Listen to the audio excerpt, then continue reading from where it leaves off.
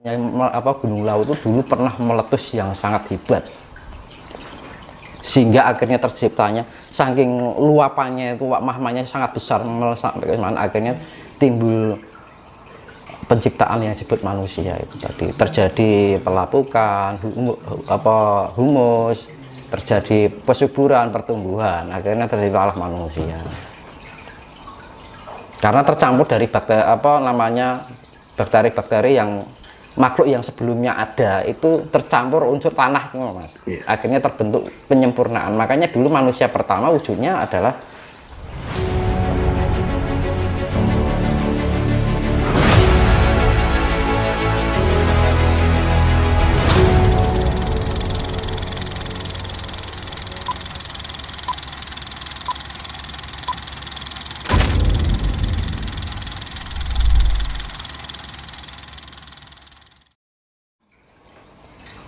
itu puncaknya gonjang-ganjing dunia itu 2025. 225 itu kan songo toh jumlah, Mas. 2 tambah 2 tambah 5 9. Makanya kan 2027, makanya kan aku pernah bilang yang dibilang perjanjian Eyang Sabdo Palon kan berlaku 500 tahun. Itu terhitung dari tahun 1527 itu runtuhnya Majapahit. Yang setelah dibawahi oleh Demak.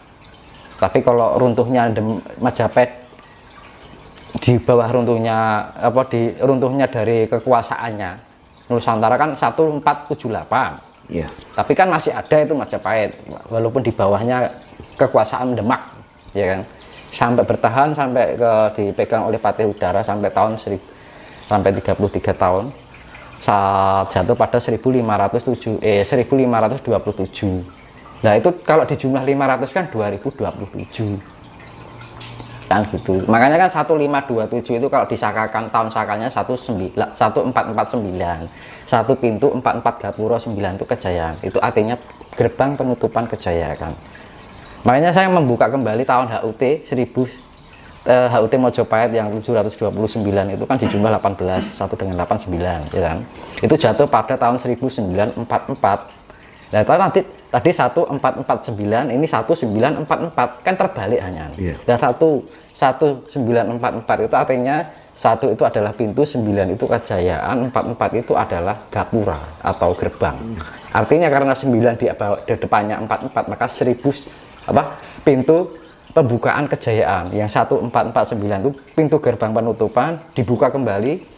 1944 pintu gerbang kejayaan. Makanya 1449 1 dengan 1944 itu terpaut 495 tahun. 4 tambah 9 tambah 5 adalah jumlahnya 18. Jatuhnya 9, 729 jumlahnya 18. 1449 di jumlah hasilnya 18. 1944 itu jumlah 18. Kodenya 18, Mas. Jadi dari 1449 1944 itu terpaut 495 tahun di jumlah 495 di jumlah 18. Kodenya itu pembukaan gerbang. Makanya kemarin saya mengadakan HUT di Mojopahit di Candi Sukuh. Candi Sukuh itu kenapa harus di Candi Sukuh? Di situ adalah tempatnya Ibu Pertiwi. Tanah Jawa. Maksudnya tempatnya Ibu Pertiwi? Iya. Lahirnya wanita terpertama di Pulau Jawa ini. Ras Jawa ini. Lahirnya wanita pertama di Pulau Jawa, di Candi Sukuh. Candi Sukuh. Kalau Candi Cetok itu lahirnya lelaki pertama di tanah Jawa, dibilang Adam dan Hawa. Di mana, Mas? Yang laki-laki? Di Candi Cetok. Candi Cetok itu kan tempat lahirnya manusia jenis laki-laki di Pulau Jawa pertama. Dan yang wanita itu di Candi Sukuh. Berarti Adam itu lahirnya di sana? Iya. Candi Cetok? Iya. Pambuka, makanya nek ini gua garbo ibu, makanya kan Candi Sukuh lebih condong ke wanita. Relief yang dibesarkan kan yoninya. Iya. Kalau yang dicetok kan lingganya. Kan makanya ketika pintu masuk ada relief yang berbentuk lingga gede banget. Disambut dengan itu. Nah, itu sifatnya laki-laki. Kalau di Candi Sukuh di pintu pertama adalah yoni yang dibesarkan, yang diperlihatkan nonjolnya gitu loh, kan bentuk ovum. Ya kan. Nah, makanya kan itu kan karena terciptanya candi dari letusan Lawu itu membentuk kayak palungan. Palungan itu alur Mediterania, alur lava ketika Itu bergaris lurus sampai ke ujungnya adalah Candi Cetha. Yang di sini agak kecil juga ada bentuk pohon di berujung di Candi Suko. Itu penelitian itu. Jadi bisa dilihat di Google Map kan gitu. Nah, makanya saya mengadakan acara di HUT itu di Candi Suko. Alasannya apa? Saya itu tadi perizinan ibaratnya kan gitu. Kita melakukan suatu persembahan gampangannya ke jadi sungkem lah ibaratnya kan, ke Ibu Islam minta restu pada Ibu Pertiwi. Ya, Ibu Pertiwinya orang Jawa itu ya benar di Candi Suko itu. Maka ada bentuk wanita kayak Garuda itu, sayap Garuda itu adalah Ibu Pertiwi. Ada patung kan di sana wanita itu kayak ada sayapnya itu kan, ada payudaranya itu kan. Nah itu Ibu Pertiwi. Bahwa di situ itu yang bikin siapa leluhur kita Dinggo Tetenger Mas, biar tidak terlupakan bahwa di situ itu adalah tempat pertama terciptanya jenis wanita, manusia jenis wanita pertama di Pulau Jawa ini atau ras Asia. Yang di Cetha itu laki-laki, makanya posisinya Cetha dengan Suko lebih tinggi Cetha, karena kalau dari sisi Gunung Lawu kan Cetha timur, Suko barat lebih tinggi karena derajatnya laki-laki lebih tinggi, gitu kan. Nah, terus posisinya kanan dan kiri, makanya setiap orang menikah itu kan laki-laki bersih kanan, perempuan di posisi kiri. Itu memang sudah kodrat alam seperti itu. Nah, makanya itu dulu tuh di Gunung Lawu itu sangat ada letusan zaman belum ada manusia purba malah. Itu ada letusan sangat besar sekali yang mengaruhi seluruh dunia. Jadi pulau yang namanya Gunung Lawu itu dulu pernah meletus yang sangat hebat, sehingga akhirnya terciptanya saking luapannya itu magmanya sangat besar sampai kemana akhirnya timbul penciptaan yang disebut manusia itu tadi. Terjadi pelapukan, humus, terjadi pesuburan, pertumbuhan, akhirnya terciptalah manusia. Karena tercampur dari bakteri-bakteri yang makhluk yang sebelumnya ada itu tercampur unsur tanah, Mas.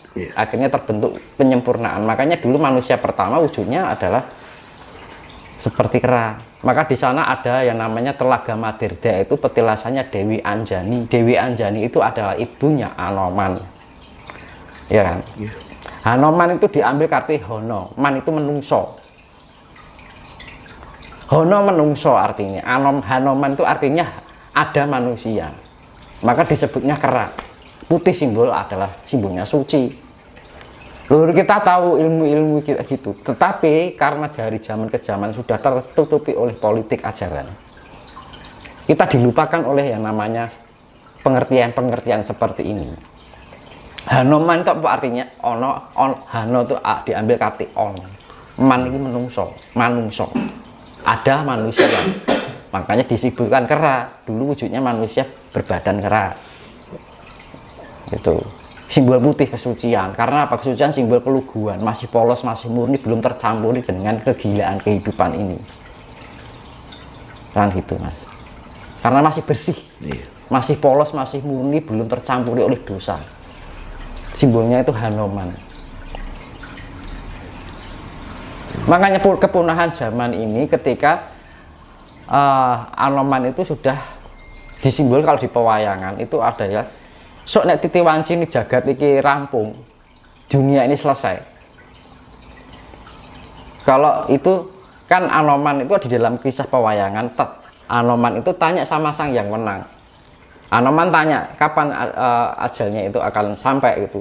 Dia hidup dari berabad-abad, bertahun-tahun enggak, masih ada terus itu, abadi kan hidupnya.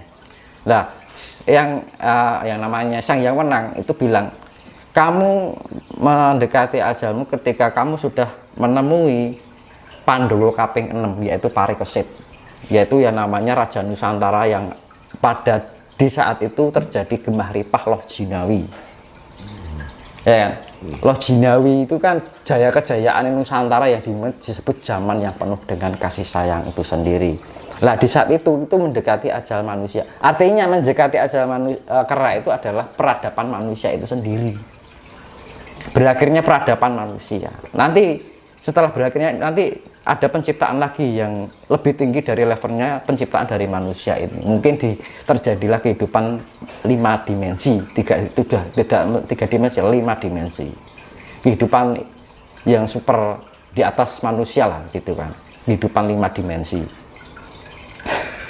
Nah, makanya saya kembalikan Hanoman itu artinya ada manusia, honoi ono ada, man itu manungso atau ada manusia.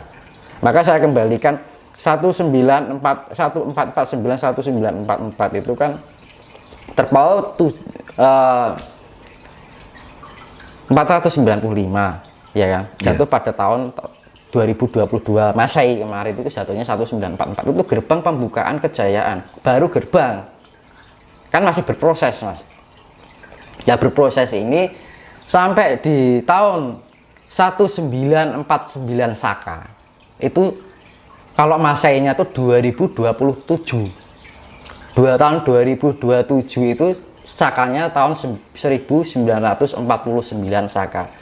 1 pintu 9 itu kejayaan, 4 gapuro lah, 9 ini mulai tampak mas, kejayaan mulai tampak dari 0 ya toh. Lah dari 2027 ini diberikan waktu untuk mencapai puncak kejayaan itu selama 18 tahun. 2027 ditambah 18 jatuhnya pada tahun 2045 lah.